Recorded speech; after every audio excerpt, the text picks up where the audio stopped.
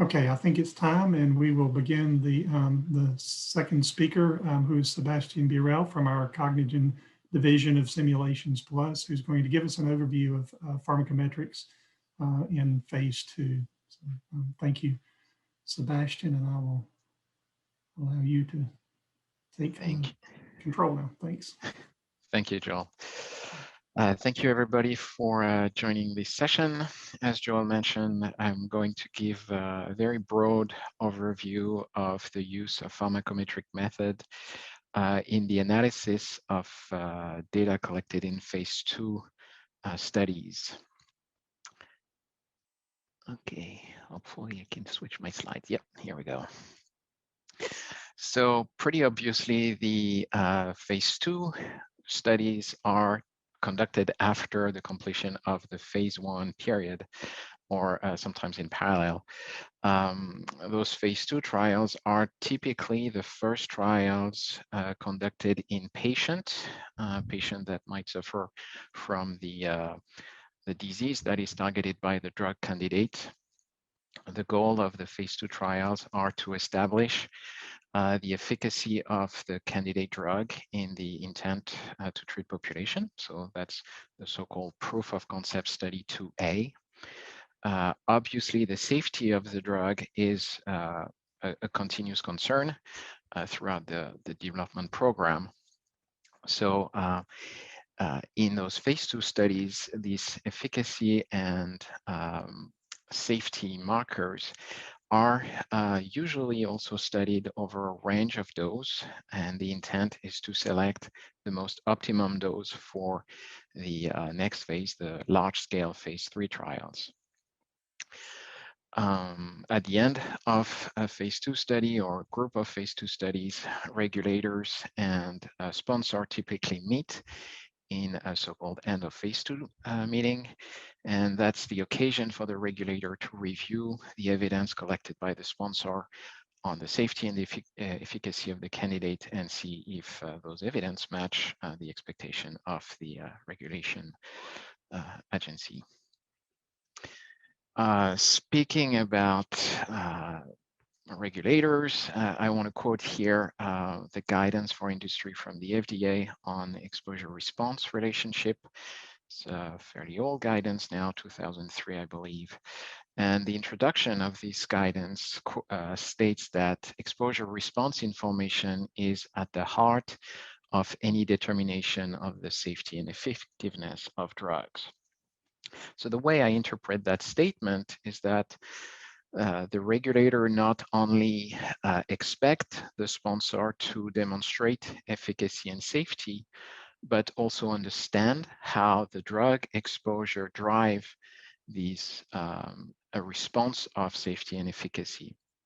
And what that means practically and in a way that is a little bit simplified and summarized in this diagram is that the sponsor needs to establish how the response, whether it's an efficacy response or the toxicity response, how those responses change over an interval of exposure, whether the exposure is concentration at the time of measurements of the response, some form of Cmax or Cmean, or a more an AUC, so an integration of concentration over time.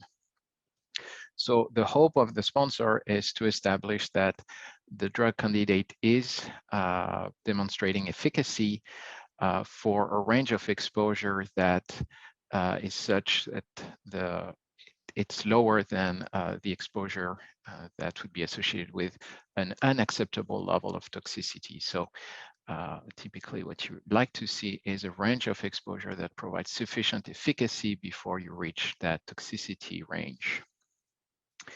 Obviously, the exposures are driven by the pharmacokinetics of the drug, which in turn are dependent on the dose, the property of the drug, and how the body reacts to the administration of this drug in terms of absorption and elimination. These relationships of drug concentration versus time and response versus time and exposure can be modeled in various ways. On the PK side, we can typically apply population compartmental modeling. And on the PD side, it's a little bit more complex and variable, since you can have to deal with continuous endpoints like blood concentration for a biomarker, or you can have to you may deal with scores that could be discrete, like 1, 2, 3, 4, 5, like a pain score, or sometimes just a simple yes/no answer that you have to model. So there's a whole list of different categories of models, from longitudinal PK/PD, either empirical or mechanistic, up to survival models that could be applied for time to event data, like a time to progression in oncology trials. The objective of pharmacometrics analysis are to establish the determinants of the drug PK and the different response that are monitored. So in terms of PK, you're trying to model the effect of dose, the effect of route of administration, formulation, maybe frequency of dosing.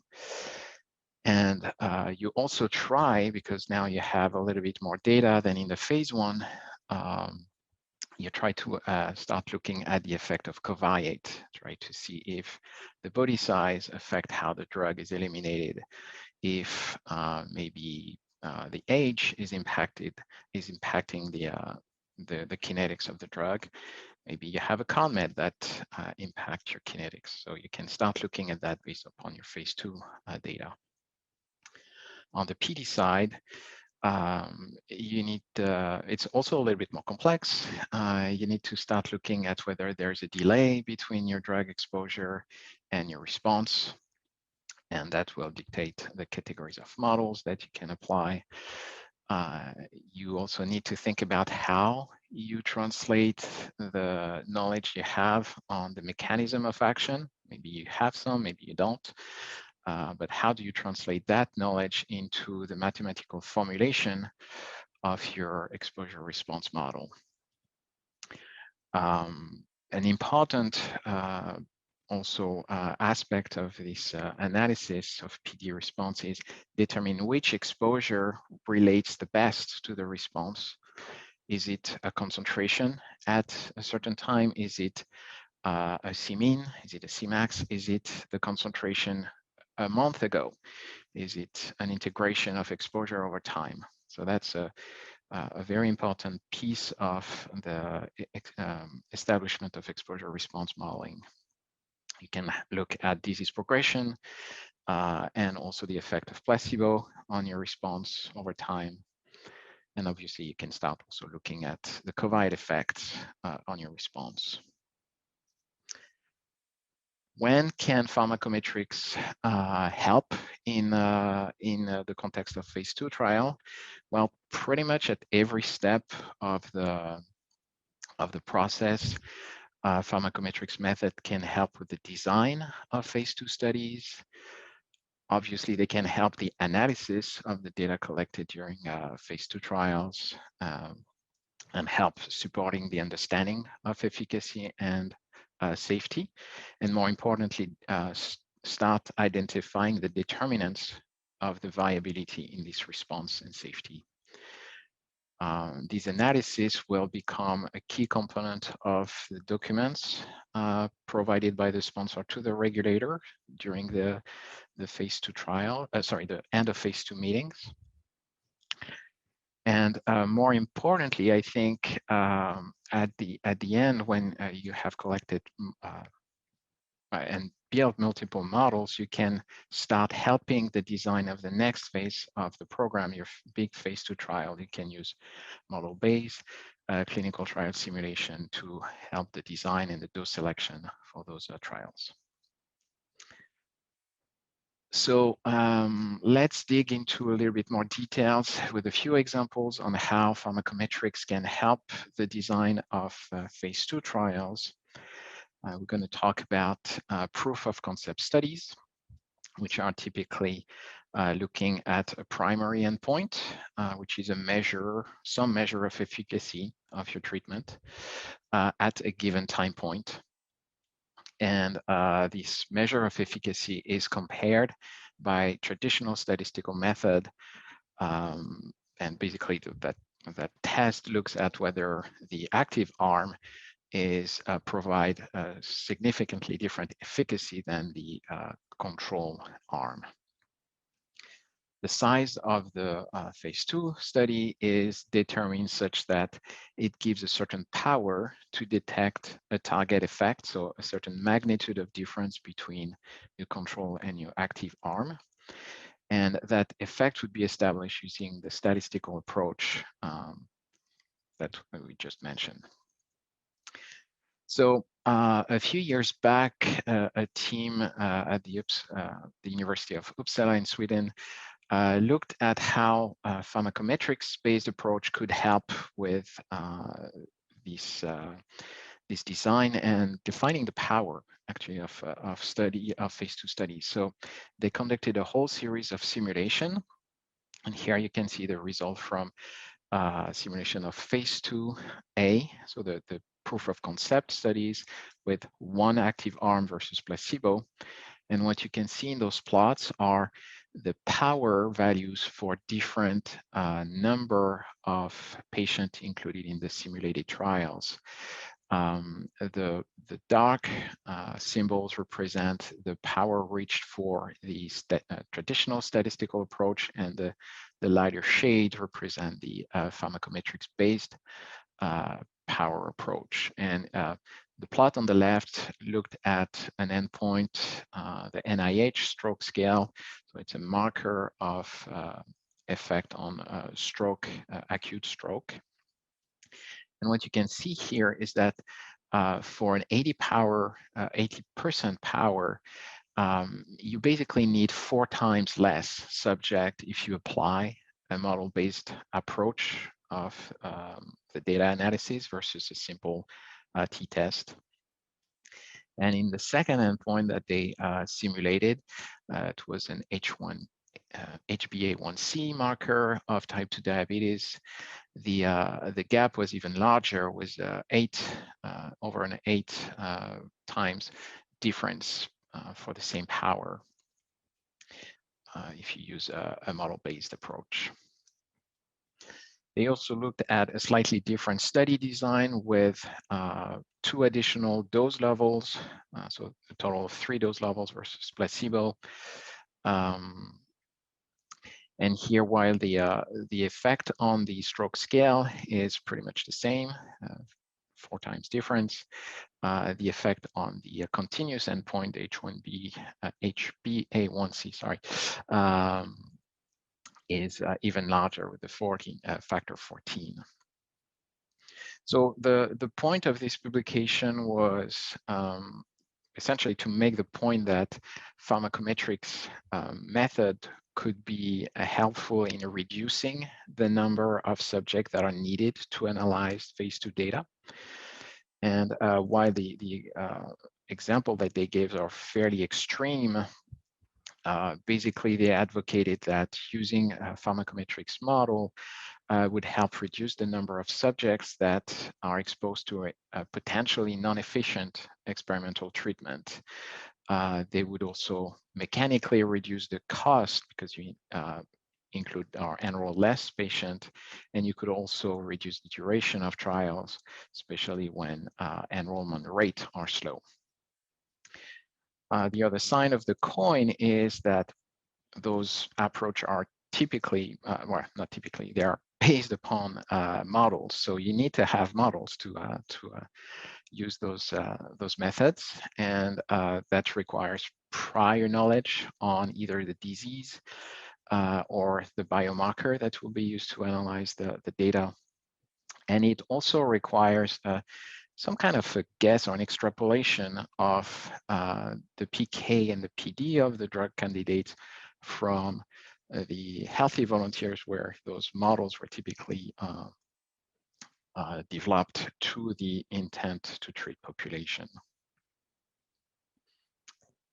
So now moving on to the analysis of actual data collected in phase 2. I'm going to use a case study from a work performed by one of my colleagues at Cognigen, Julie Passerell. She worked on, and some colleagues worked on a drug called Dasotraline. It's a drug targeting ADHD. The pharmacology is that it inhibits the transporter for dopamine, norepinephrine, and serotonin. And in this particular work, they included 500 subjects, over 500 subjects from 3 phase 1 and 1 phase 2 studies. So that's another power of pharmacometrics method, is that you don't have to limit yourself to a small one study data set. You can combine information from multiple studies into one big data set and one big model. In this case, they actually built a whole series of models, including a pop PK and 3 PD models, 2 models of efficacy, an exposure response model for this DHPG biomarker, which is a metabolite of norepinephrine, and it's actually a marker of the inhibition of the norepinephrine transporter. The second model was an exposure response model for the symptoms of ADHD as a scale. And finally, they built a dropout model. So I'm going to quickly talk about all those models. Here you can see some PK data, I believe, in the phase 1 trials. The point of the slide is to mention that the absorption, or illustrate the absorption of this drug, which was pretty slow. The peak was reached around 12-hour post-dose, and also the fact that the elimination was very slow and somewhat nonlinear in the lower range of the concentration. The model that was applied to this data found to be the most adequate was this one compartmental model with sigmoid absorption of the drug. The elimination was described by the sum of a linear process and a saturable process, which act mostly on the lower concentration range. The linear process was also time dependent. That was implemented with an empirical function that is shown here, and that the time dependency reflected the autoinduction of the metabolism that happened over time. Following a covariate analysis, body weight was found to be the only statistically significant descriptor of the clearance and volume variability. At this point, I would like to make a little segue, talk about Forrest Plots and the relationship with covariate for population model. This plot here was not generated for the particular example I was just talking about. It's a different drug here. Those Forrest Plots displays the geometric mean ratio for model simulated exposures for different values of covariates. So here the gender, different cut of body weight, and different cut of intervals of creatinine clearance. And the idea is that you look at where those geometric mean ratio and their confidence intervals, how do they compare to this acceptability range, and if the geometric mean ratio is outside of this area, of this interval, it is a typical indicator of the clinical relevancy of that covariate and the potential impact of exposure and downstream on the possibly on the response. So coming back on the DHPG and the PD model that was performed, here you can see the relationship between DHPG concentration and the drug concentration. So that's the other name for Dasotraline. You can see a decline over time that was captured by a simple power function. And so the DHPG here, the decrease of DHPG reflect the inhibition of the norepinephrine transporter. In terms of symptoms, a model for symptoms, here you can see the score as a function of time. The different colors represent different dose groups, and the black line it depicts the effect obtained with a placebo treatment, and you can see a pretty significant decline already over time by 1 week and 2 weeks, and a little additional effect of the drug for the 8 milligram per day dose. And that relationship was captured by an inverse mechanism and model. The last model that was built in this example, in this analysis, was meant to capture the proportion of subjects that were exiting the trial early. So before the plan end of the studies, people would exit the study because they were experiencing various adverse events mostly. And in this case, a Cox proportional hazard model was built to link the dropout with the increase of time as well as the average Dasotraline concentration. And it concluded that the rate of dropout was 4 times higher between the 8 milligram and the 4 milligram day. So all those models were used to inform the phase 3 trials, and I'm going to talk a little bit about that later. Before that, I want to mention other possible application of pharmacometrics in the context of phase 2 studies. If the phase 2 study has a sufficient time span, disease progression can be looked at and see how the drug effect impact that disease progression and vice versa. Looking at adverse event also is fairly typical at phase 2.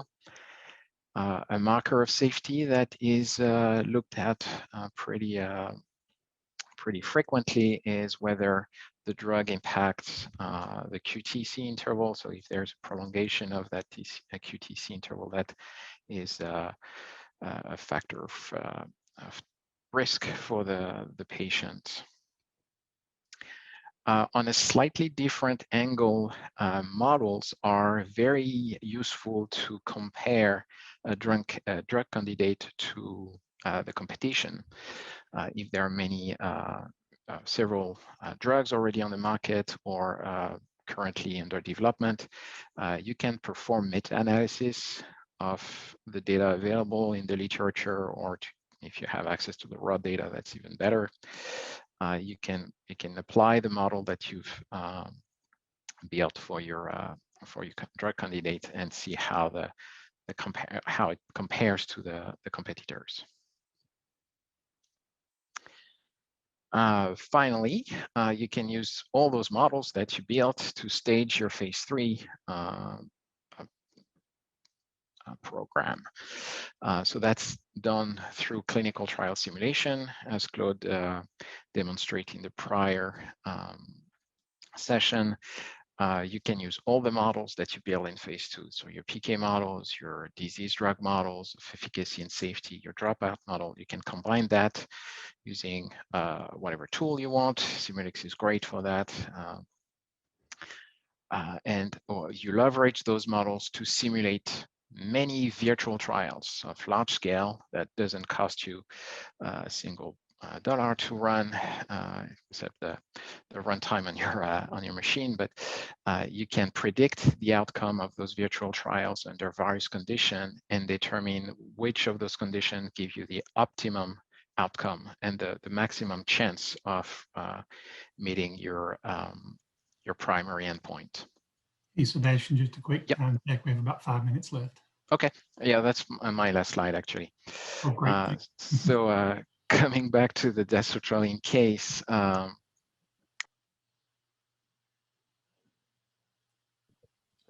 you hear me?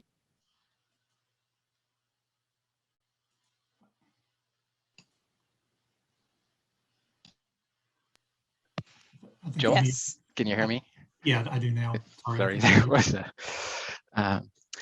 Yes, so on this slide, what you can see are the result of these large-scale simulations summarized by the fraction of the virtual trial that met the criteria for the primary endpoint. And that fraction is shown as a function of time, either dose and sample size. What that exercise showed was that a dose of 4 milligrams per day was the minimum effective dose. 2 milligrams per day was not cutting it. The optimum duration of the study was a minimum of 8 weeks, and a minimum sample size was 200 to meet this power of 80%. So depending on the threshold that you want to apply, that those number can change, but 80% is fairly common. So other applications that can be performed for these clinical trial simulation, you can look into new target population, typically pediatrics. So you're trying to extrapolate from your adult data to pediatrics, assuming that you have similar pathophysiology, you can do that. You can look into dose adjustment that would be necessary for specific subpopulations.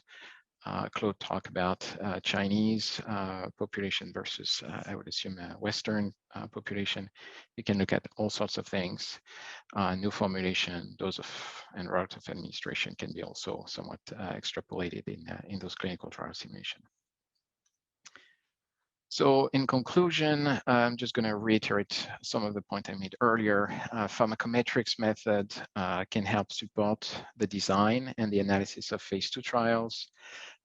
They help support the evidence of efficacy and safety. And nowadays, they're really integral parts of the briefing package that are submitted by sponsor to the regulator at end of phase 2 meetings. And more importantly, I think they help support the design of phase 3 trials. So that is the end of my presentation, and I'll be happy to answer any question you have.